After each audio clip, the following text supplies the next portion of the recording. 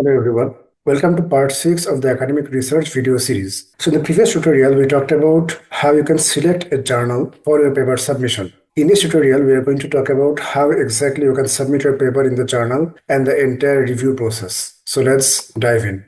The first thing you need to do is you need to submit your manuscript and other files. So what are the other files? I'm going to show you exactly what those files are with an example. But let's first understand the whole cycle of the submission, revision, and review process. Okay?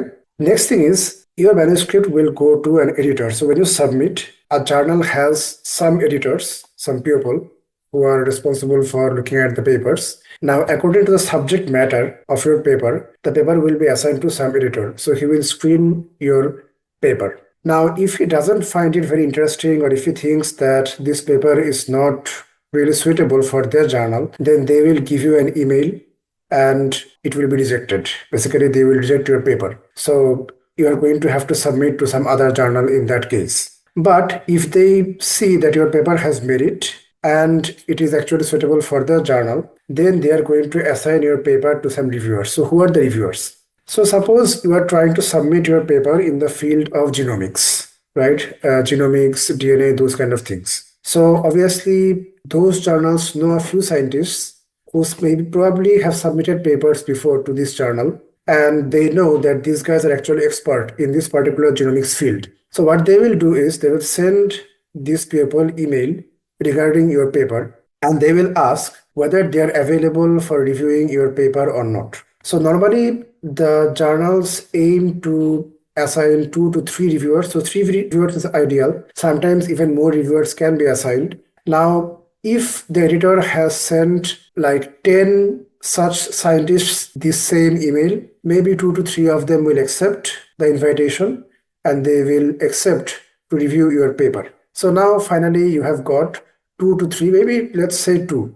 You have got 2 reviewers who have agreed to review your paper. Very good. Now, one question that you may ask is, do the reviewers get paid from the journal? No, they are not getting paid from the journal. It is sort of philanthropic work. They are doing it for free. So that is why they will not actually review your code most likely. Most likely they will not run your method. They will not go into the very nitty-gritty of your data. So unless you have presented your paper as a very beautiful story, very compelling story, there is a good chance that they will not be interested in reviewing your paper, or if they are interested in reviewing your paper, they are going to probably reject it. So now, after the reviewers have obtained your paper, they will now review the paper, and after doing that, if they find that the paper is not really interesting, they will write some negative comments about the paper. Now, this is an oversimplification. The reviewers don't actually have the final say. They will send their report to the editor, and the editor, if they see that all the reviewers are actually putting negative comment on your paper, they will reject it ultimately.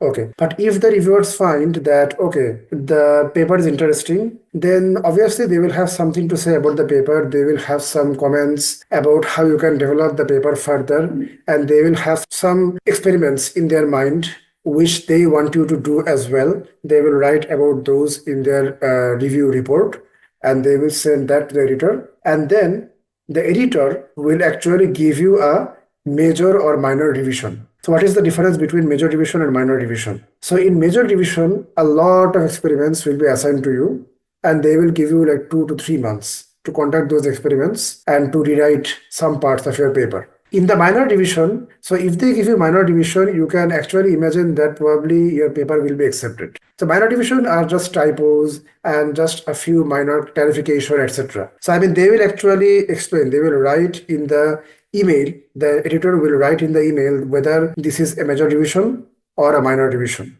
Okay. So now you know what kind of revisions you have to make from the reviewer report. So you have to revise the manuscript accordingly. And if it is a minor revision, you will probably do it in 2 weeks. If it is a major revision, you will probably require like 2 months to do it because there will be a lot of stuff to do. Okay. After you are done with all of that, you are going to submit the revised manuscript, the revised paper. So by the way, manuscript is actually a fancy name for paper. It's the same thing. It's a fancy name for research paper. So you are going to submit the revised manuscript and other files. Now, when you submit this revised manuscript, you also have to submit a response to reviewer's document. And I'm going to show exactly how these documents look like. But first, I'm just discussing about the whole process, okay? So you have submitted those things in the journal submission system. The editor will again screen, editor will see if everything is okay or not. If he thinks that, okay, everything is okay, no issue, they will again go back to the reviewer. Now, ideally, they will give your revised manuscript to the exact same reviewers. But sometimes what happens is maybe one reviewer has said that, okay, I'm very busy, I'm no longer interested in reviewing this paper. Then they can assign some new reviewers and they will give the review report and your revised manuscript to that reviewer. So basically, that new reviewer, he will assess your revised manuscript based on the previous review report. So it's not a new reviewer. I mean, he is a new person, but the review and the revised manuscript are the same. So it's not like he is going to tell you to do some brand new things. It's not like that. Okay.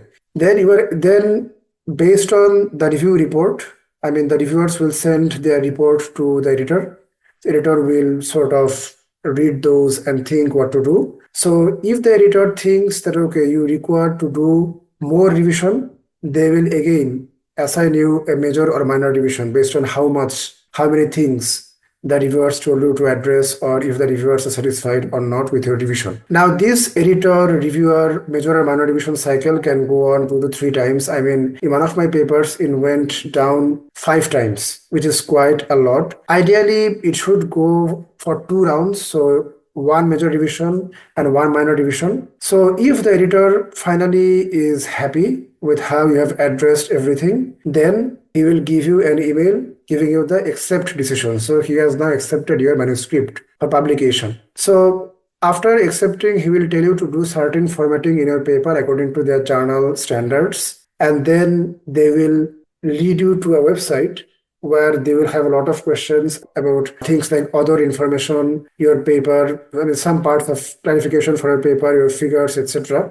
So you are going to do those edits according to their instruction. Then if this paper, or if this journal, I should say, is actually open access, then you need to make payment for publication. So after you make the payment, they will finally publish your paper. Now, one other thing I want to mention here is there are 2 types of peer review process. One is double blind and one is single blind. So what is single blind? So in a single blind peer review process, the reviewers who are going to review your paper, they can actually see who exactly you are. So you as authors actually put your names, your email address, your institution, those things on top of the paper, right? On top of the journal. So from that, the reviewers know who exactly you are. But you as an author have no idea who the reviewers are. So the reviewers are anonymous. Only the editor knows who the reviewers are. So this is called single blind peer review, where the reviewers know who the authors are, but the authors have no idea who the reviewers are. Now, most journals follow this protocol. Now, this has some bias because if the reviewers see that you are some big shot guy, you are from a very big lab, then there is more possibility of the reviewers having a positive view on your work. But if the reviewers see that you are nobody and no one actually knows you, or you are from some lab who doesn't really do a lot of stuff on this particular field, then there is a higher probability that they may reject your paper or they may give some negative comment on your paper. That is why recently people have also introduced double blind peer review. What it means is that the reviewers have no idea who you are as an author, and also as authors you have no idea who the reviewers are. So no one knows who they are. So when the reviewers review the paper, they review the paper only based on the merit of the paper and they have no bias. Okay, that is the double blind peer review. Okay, now that we know that much, let's now see what exactly are the files we need to submit during the initial submission process. So when you submit the paper for the very first time, what are the files you need to submit? Okay, so I'm going to show you an example of the Oxford Bioinformatics Journal where I submitted a paper a few months ago. So first of all, let's go to the submission. So in the submission folder, you can see you have the cover letter, graphical abstract. I will explain all of those things one by one. First of all, the manuscript, that means the paper itself. So this is the full paper. And when you write the paper, definitely you need to, be consistent. You don't need to be exactly consistent, but you need to be somewhat consistent with the journal formatting. So each journal has a different preference for how the paper is formatted. Now, the easiest way, as I said before, is to work using LaTeX. because there are a lot of overleaf templates for each journal. For example, if you search by saying Oxford Bioinformatics overleaf template, they will give you the template and you can just work on this template. I have a video on how exactly you can do this. I will put the link of the video in the description. Okay. Now, this is not available for all journals. For some journals, it is not available. Let me give you an example. For example, if I write here Nature Genetics Overleaf template, okay, so it is not available. Now you can see they are showing Springer Nature. As I said in one of my previous tutorial, what is the difference between publisher and journal? So Nature Genetics is a journal under the Springer Nature publisher. Okay, so even if you follow the publisher LaTeX template, that is still okay. The editor will not actually fuss about that. He will accept the formatting. So if you fail to actually find an overleaf template for the journal itself, even if you use the publisher template, it is still fine. Okay, so now that we know that much, let's move on to the next topic. So next you prepare the supplementary figures. So in the manuscript file, obviously in the manuscript, it is very succinct, very brief. It's not like very elaborate in the manuscript, everything. So you cannot put all your figures in the manuscript. You just have to put the main figures, which are these. So how can you actually refer to the supplementary figures, right? So for example, let me show an example here. Okay, so for example, you can see figure S4 and S5. So these figures are not here in the paper. They are part of supplementary figures. So you can actually make these supplementary figures and you can just merge them together in this kind of file, supplementary figures file.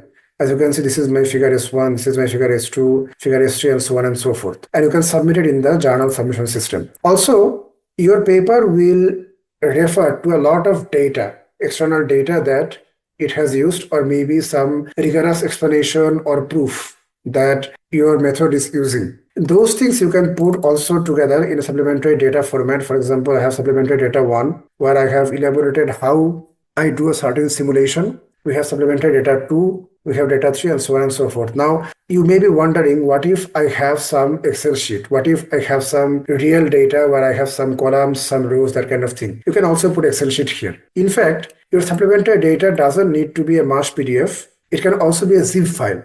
It can also be a zip file. So what is the LaTeX source files.zip? Now, if you're writing the paper in LaTeX overleaf, for example, you can see here that I've written the GCFix paper in LaTeX. So you can see that there are many files right here which are required to actually produce the PDF. So those are actually called LaTeX source files. You can just download this whole project and you can provide the zip file in the submission system. If you are doing this in Microsoft Office Word, then you need to provide the Word file here. Okay, then we have the cover letter. So let me explain what the cover letter is. So the cover letter will be addressed towards the editor. Here you are going to write briefly about what you are trying to do in this paper and how it is relevant to the journal, and also some key points that your paper actually addresses. This letter is actually for the editor to just understand your whole contribution in 1 minute. Okay, this is extremely useful for the editor because it saves a lot of time for the editor. Otherwise, the editor will have to go through the entire paper in order to understand whether it is of merit or not. And that can be very frustrating for the editor sometimes because he has to screen many different papers from many different authors.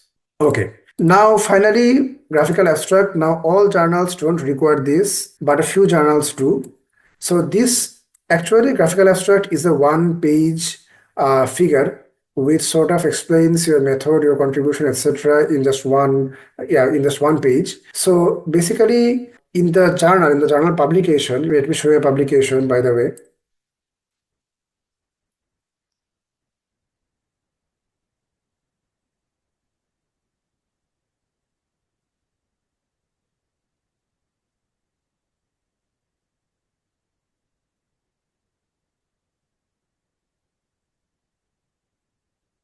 Okay, so here is the publication. So it's already published, this paper. You can see that the graphical abstract is right here. So in the very first page of the publication, they will actually provide the graphical abstract. Now, all journals don't require this. I will say this again, but some journals do. But obviously, you can submit it to all journals. It is optional, but you can definitely submit this. So these are all part of the initial submission, when you initially submit your paper.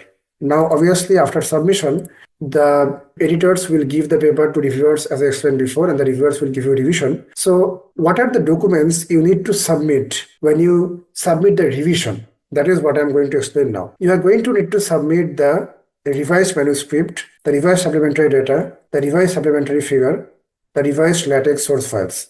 These four things you need to submit just like here. You don't need to submit any graphical abstract because you submitted this before. You need to submit a cover letter, but it will be changed during revision. So how it is changed, let me show you that. Okay. So this is the cover letter for the revision. Let me explain how to write this. So you are going to write exactly what kind of revisions you have made. So it will be very brief, like the main gist of what kind of revisions you have made as part of the revision process. Okay. And you can add some more things, like if you have uploaded some data somewhere, those kind of things. So it's a bird's eye view for the editor to understand what you have done as part of the revision. Next additional thing is the manuscript track changes. Now, obviously you have made some changes to your paper. Now you have to mark those changes. You have to submit an extra manuscript file, a PDF file where those changes are marked. So let me show you what I mean by this. So you can see that I have made changes in these places. So those places have been marked in red. Now the question is, what if you change some figure? That is also okay. You can actually talk about those changes in a separate file, which is the response to reviewer. Now in response to reviewer document, you need to mention all the changes, including the red marked ones, which I have just shown you here, the red mark changes. But you also need to explain the changes you made in a supplementary figure, supplementary data, and in the main figures, because you cannot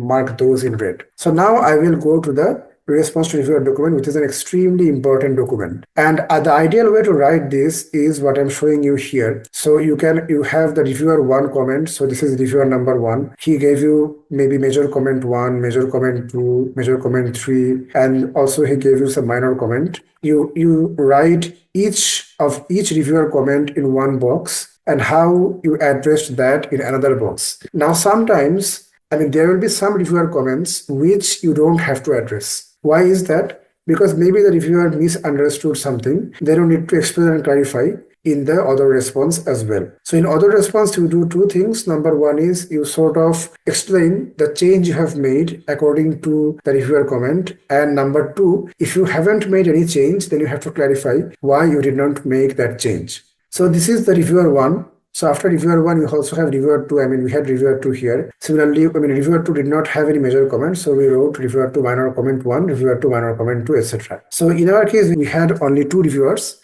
but in your case, maybe there will be more than 2 as well. Okay, so that is all about the response to reviewers. Now after, these are the things we need to submit. I will also show you how exactly you go to the submission system itself. So if you simply search, let me actually make the search in front of you just to clarify. Maybe let me search Oxford Bioinformatics submission, right? So if I write this, then you can see that there's a submission online. So I can click on this.